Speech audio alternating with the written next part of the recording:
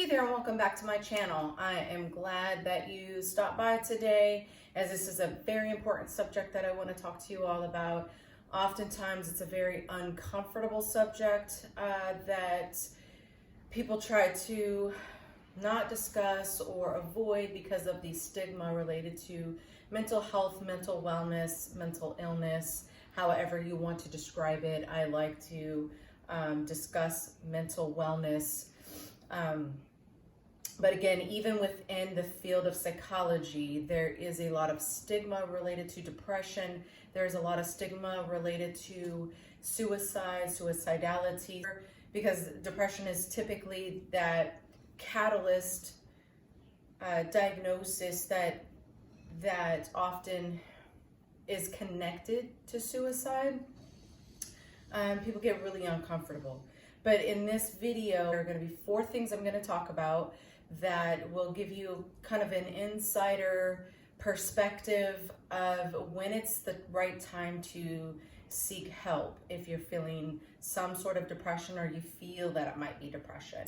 You may not have an actual diagnosis of depression. There are certain behaviors that people may demonstrate that either indicates you need to see someone now, or maybe you've waited a little too long to start that process. Because of the stigma related to mental health, oftentimes people wait until they're very depressed, or they wait a little too long to seek help, because there's a lot of shame that goes along with admitting that you're not feeling like yourself, or admitting that there's something that is outside of your control. So I'm here to tell you today that none of that is true, that seeking help doesn't change who you are. Seeking help does not make you crazy.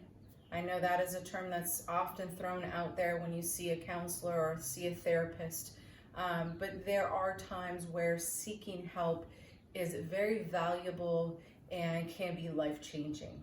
Before we get going, I want to ask that you all like, comment, and subscribe to my channel so that you can hear more information about mental health and mental health tips. And also, by your subscription, gives me the encouragement to keep going and bring you great content every week. So let's jump right in. The first behavior, the first thing I want you to look for if you're thinking about seeking help is to have a diagnosis of depression. You have to have certain symptoms that you're experiencing for at least 2 weeks. So think about that. The first behavior that I want to talk about is normal day-to-day tasks.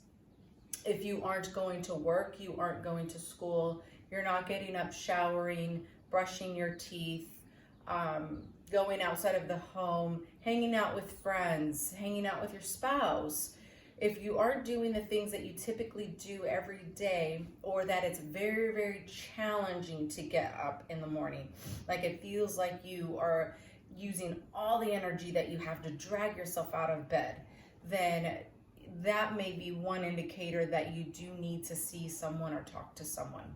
The second thing that I want to talk about is how you're emotionally doing. So if you've been feeling sad or even tired, sometimes it's not a feeling of sadness, it's just a feeling of being tired or emptiness that you've been experiencing for more than 2 weeks.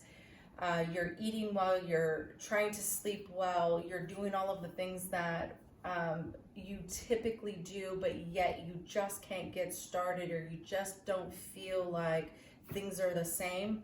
That may also be an indicator that you're experiencing depression and a reason for you to go talk to a therapist. The third thing, and getting into more of the challenging territory, is a feeling of hopelessness, or that life is never going to get better. Hopelessness is one key indicator that is connected to suicide. And so then if you're getting into that kind of territory where things just haven't been going well, you don't feel like they're going to improve, and you don't see a point in life. Sometimes you might hear terms like, I wish I weren't here, or, things are never going to be good for me. I'm just different. No one is ever going to love me. There is some character defect about you that gives you this feeling of hopelessness. That is a definite telltale sign that talking to someone can be a key benefit for you to help understand like the underlying issues, what's bringing you to feeling hopeless, and have that therapist be that catalyst that helps you to see the brighter side of life, or just be that person that can listen to what is going on with you. So the fourth and last thing that I want to discuss is if you have been thinking about your own death or planning your own death, that is definitely a sign more so than the hopelessness, because oftentimes hopelessness comes before the actual thought or planning of death. If you are at that point, please see someone immediately. If you don't feel safe in your current situation, current surrounding, I encourage you to call 911, call a friend, don't be alone, and seek out immediate attention, because the thing about suicide is it is a forever choice for a temporary issue that's going on in your life. As within the past, things have went well, but they've also soured at some time, and then you find that they come back up. Well, when you're so depressed, oftentimes you can't see. It will shift and things will improve. A lot of times when you are depressed, that's just so far away from you, you can't see that. So do encourage you, if you have had thoughts of suicide or currently thinking about that, please seek attention immediately. This video is not intended for therapy or to in any way be a buffer between that. So I know these are hard topics to talk about, and that's the reason why I bring them to you, because sometimes you're too afraid to ask, you're too afraid to reach out. The stigma of mental health and mental illness still is so prevalent that a lot of times people stray away from even mentioning that they feel depressed or thought of taking their lives. So I bring these to you as a way to show my human side as a therapist, and that seeking therapy isn't all that scary, and that you can do it just like so many other people can do it.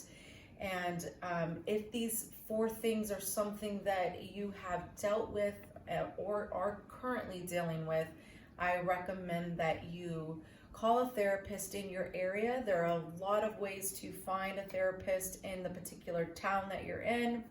I would suggest starting with Psychology Today. I'll link that below, because it is a national resource that you can pull up the state and city that you live in, and it'll show therapists in your area, and you can even detail it down to the symptoms that you're experiencing or the type of insurance that you have. If you live in California and you're interested in seeing me, either right now, telehealth is the only way that I'm accessible, but you can always reach me on my website, which I will also link down below. So I hope this video was very helpful, and I encourage you all, be well, and don't forget to like, comment, and subscribe, and I will see you all soon.